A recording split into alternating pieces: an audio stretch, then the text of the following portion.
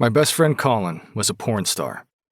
He'd been with his girlfriend for more than a year now, and they'd filmed all sorts of crazy stuff together, sometimes with different people, too, or so I'd been told. I'd do nearly anything to support my friend and business partner, but I drew the line at watching him. It didn't bother me what they did. Good for them, I'd said when I'd found out. Plus, his side hustle of creating adult content was what was helping get our business off the ground. The plan was, we'd be partners, sharing the work, but he was the money backing us, and I'd promised myself to never forget that. His adult work especially didn't bother me today, because his girlfriend Madison was hot, and she must have invited a friend to join her at the group graduation party my dad was hosting. The original plan had been a joint party for my dad's girlfriend Cassidy and me, since we had both graduated from Vanderbilt. But Colin had graduated from Davidson University the following week, too.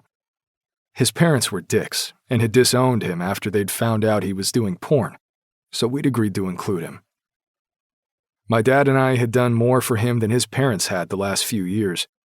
I was an only child, which meant he was as close to a brother as I could get. So I was glad this joint party worked out.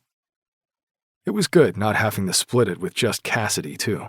Less chance for people to focus on the fact my dad's girlfriend was graduating at the same time as his son. She wasn't just the same age as I was. She was also my ex. God, that felt like a lifetime ago. I tried not to think about it, not just because it was weird as hell she was with him, but mostly because I'd been a bit of a shithead back then. I like to think I'd come a long way since then. I stood on the back patio beside the hot tub, ignoring the rest of the partygoers who were scattered around the pool and the congratulations banner flapping in the breeze.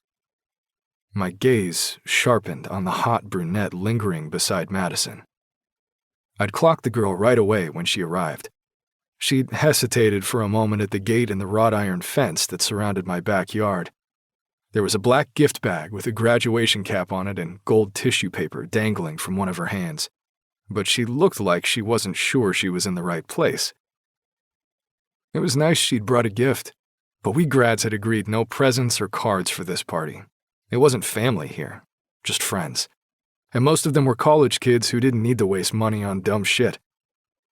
I'd rather they save their cash for the bars downtown. We'd planned to head to Broadway tonight, and every place on the busiest street in Nashville had overpriced drinks to gouge the tourists. I'd seen the girl first, but Madison waved at her, and the girl smiled brightly.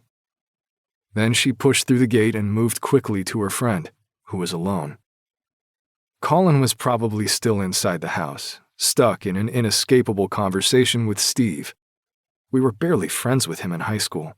The dude had never been great, and he'd somehow gotten worse over the last 4 years.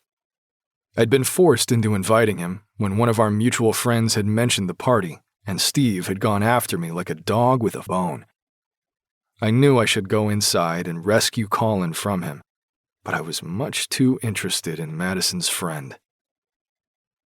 I was glad the beer was cold, because that was all it had going for it. I hadn't acquired a taste for beer yet, and wasn't sure if everyone secretly disliked it, but had been gaslit into saying they did. I needed the beer now, because the way Preston had stared at me rattled me to my core. All my friends in school had lusted over my brother and his friends. Troy Osborne was usually who they wanted the most. But for me, it had been all Preston Lowe. Seeing him again made my feelings come rushing back. I'd had such a crush. It was embarrassing. And yet he hadn't even recognized me. Had no idea I'd existed. And I was genuinely annoyed with how he'd gotten hotter over the years. His milk chocolate-colored hair was short on the sides and full on the top, swept back to reveal his handsome face. It was stunning how much he'd changed. At some point over the years, he'd grown into a man. One who looked so good, it threatened to turn me into mush.